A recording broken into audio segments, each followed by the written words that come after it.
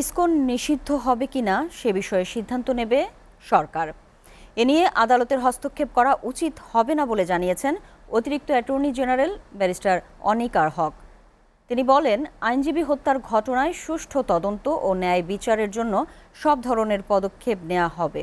বৃহস্পতিবার বিচারপতি ফারাহ মাহবুব ও বিচারপতি দেবাশিস রায় চৌধুরীর হাইকোর্ট বেঞ্চে এ বিষয়ে শুনানি হয়। এদিকে সুপ্রিম কোর্টে ডিম ছোড়ার মতো নজিরবিহীন ঘটনায় যারা জড়িত তাদের চিহ্নিত করে কঠিন ব্যবস্থা নেওয়া হবে বলে জানিয়েছেন সুপ্রিম কোর্ট আইনজীবী সমিতির সভাপতি এম মাহবুবউদ্দিন খোকন। দেখুন সাদমান সাকিবের প্রতিবেদন। চট্টগ্রামের আদালত চত্বরে এক আইনজীবীকে হত্যার ঘটনায় হিন্দু ধর্মীয় সংগঠন ইসকন নিষিদ্ধ চেয়ে করা রিটের শুনানি হয় উচ্চ আদালতে। শুনানির পর অতিরিক্ত অ্যাটর্নি জেনারেল জানান, ইসকন নিষিদ্ধের বিষয়ে সিদ্ধান্ত নেবে সরকার। এ বিষয়ে আদালত কোনো প্রকার হস্তক্ষেপ করবে না। ঘটনা সুষ্ঠু তদন্ত ও ন্যায় বিচারের জন্য সরকারের নেয়া পদক্ষেপের প্রশংসা করেন আদালত। এই বিষয়ে যা যা করার প্রয়োজন প্রত্যেকটি পদক্ষেপ নেওয়া হবে। সব কিছুতে আসলে আমাদের আদালতকে যে আমরা ইনভলভ করে তাদের কাছ থেকে একটা আদেশ নেওয়ার চেষ্টা করি, এটা কিন্তু ঠিক নয়। আদালতও এই কথাই মনে করেছেন যে কিছু জিনিস বা বেশিরভাগ জিনিসই দেখা যায় যে সরকারের যেটি পলিসিগত ব্যাপার বা তাদের ইনভেস্টিগেশনের ব্যাপার, যেটাতে আদালতের কোনো এখতিয়ার নেই, সেটাতে তারা আসলে ইন্টারফেয়ার করতে চান না।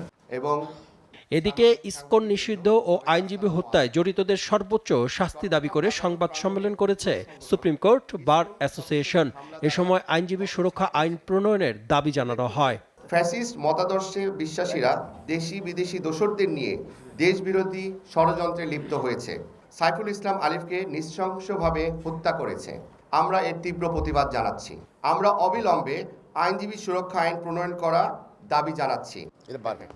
এছাড়া সুপ্রিম কোর্টে বিচারককে ডিম ছোড়ার ঘটনায় তীব্র নিন্দা জানায় সুপ্রিম কোর্ট বার অ্যাসোসিয়েশন। বারের সভাপতি এম মাহবুবউদ্দিন খোকন বলেন, আদালতে আতঙ্ক সৃষ্টি করতেই এই ঘটনা ঘটিয়েছে ফ্যাসিবাদের দোসররা। ডিম ছুড়ে মেরেছে আদালত চলাকালীন সময়।